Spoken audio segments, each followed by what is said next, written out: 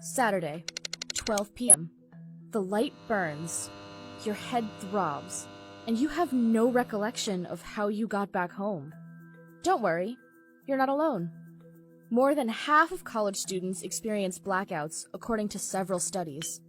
And let's be clear, blacking out doesn't mean passing out. You were probably awake and aware the entire night. So then, where did all those memories go? Let's rewind to Friday night.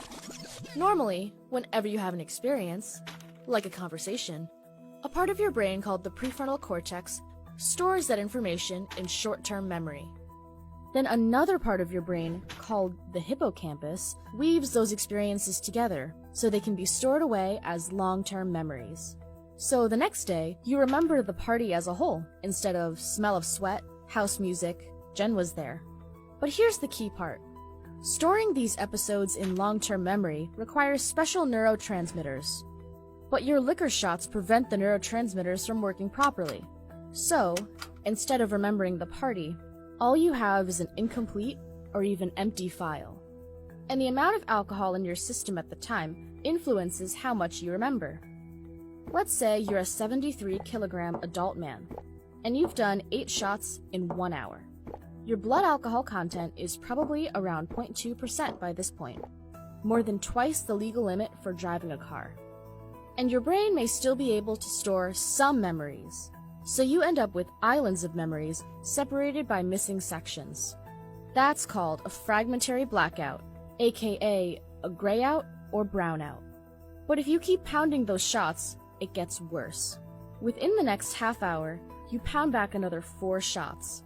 Now your blood alcohol content hits around 0.3%, and your hippocampus goes dark, and full amnesia sets in.